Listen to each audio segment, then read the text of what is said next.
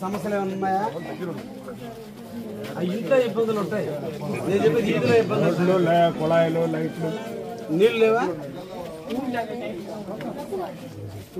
Okay, నేను చూస్తాను.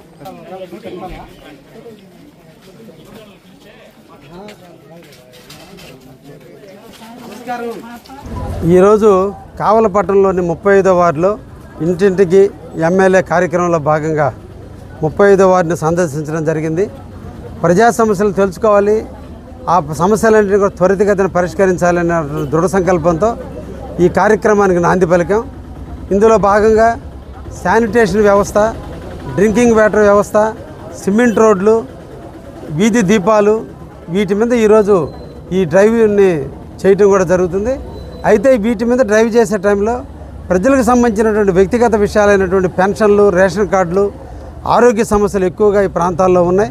వాటిని కూడా పెన్షన్లు కావచ్చు, రేషన్ కార్డులు కూడా ప్రభుత్వం నుంచి అనుమతులు రాగానే అవన్నీ కూడా ఇప్పిస్తామని వాళ్ళందరూ కూడా మేము మాటిచ్చి ఈరోజు ఈ ప్రాంతంలో సందర్శించడం జరుగుతుంది. ఈ ప్రాంతానికి సంబంధించిన ప్రధానమైన సమస్య వైకుంఠపురం బ్రిడ్జి ఉంది.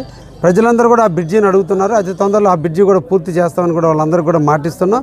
ముఖ్యంగా ఇక్కడ ఉన్నటువంటి ఏ రోడ్లు అయితే డ్యామేజ్ ఉన్నాయో లేదా డ్రైనేజీలు డ్యామేజ్ ఉన్నాయో వాటన్నిటిని కూడా టెంపరీగా ఈరోజు ఎక్కడ కూడా ప్రజలకు ఇబ్బంది లేకుండా, అసౌకర్యం జరగకుండా ఉండే విధంగా ఈరోజు ఈ కార్యక్రమంలో అన్నింటినీ కూడా శాంక్షన్లు చేస్తున్నాం. సుమారు వార్డుకి 10 లక్షల రూపాయలతో చిన్న చిన్న ఇమ్యూనిటీస్ అన్నింటినీ కూడా ఏర్పాటు చేస్తే ప్రజలకు ఎటువంటి అసౌకర్యం జరగకుండా ఉంటుందనే ఆలోచనతో ఇంటింట ఎమ్మెల్యే కార్యక్రమంలో భాగంగా ఈరోజు నిధులు కూడా ఈ ప్రాంతానికి వెచ్చించడం జరిగింది.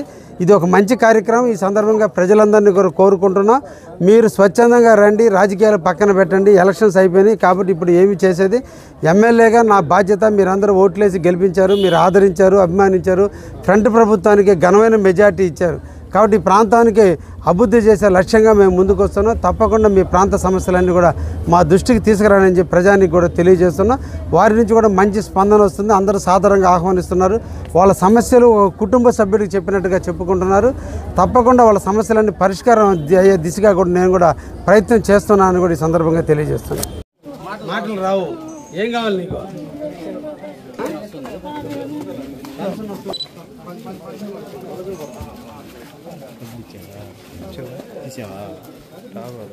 చెప్పకూడదు, అట్లా చెప్పాలా, గమ్ముగా చెప్పకూడదు. ఇల్లు ఉన్నాయి, నాకు అది కావాలి, ఇది కావాలని చెప్పాలి.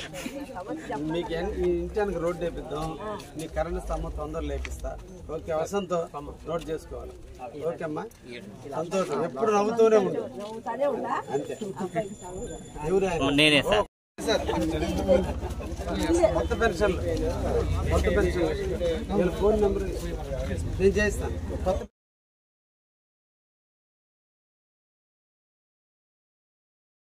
ఆర్డర్ వచ్చినప్పుడు మా వాళ్ళు చెప్తారు, సీను అప్పుడు పెట్టుకోండి. మీరేంది ఒకే కార్డులో అందరు ఫోటోలు పెట్టేసి ఉన్నారు కాబట్టి ఇప్పుడు ఇబ్బంది అయింది.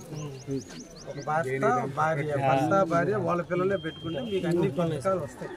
అవి కార్డులు రావాలి. అది నేను చేసేది గవర్నమెంట్ నుంచి రావాలి. వచ్చినప్పుడు ఇస్తాను. నేను చేసేది మీకు మంచినీళ్ళు 2 నెలల్లో మీకు ట్యాప్ వేసి ఇస్తాను. సమస్యలు ఉన్నాయా? ఇల్లుకి ఇల్లు ఎందుకు లేదు మీకు?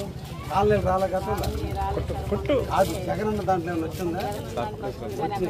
ఇంకేం చేద్దామా? ఆ రోజు ఏం మళ్ళీ అయిపోవాలి.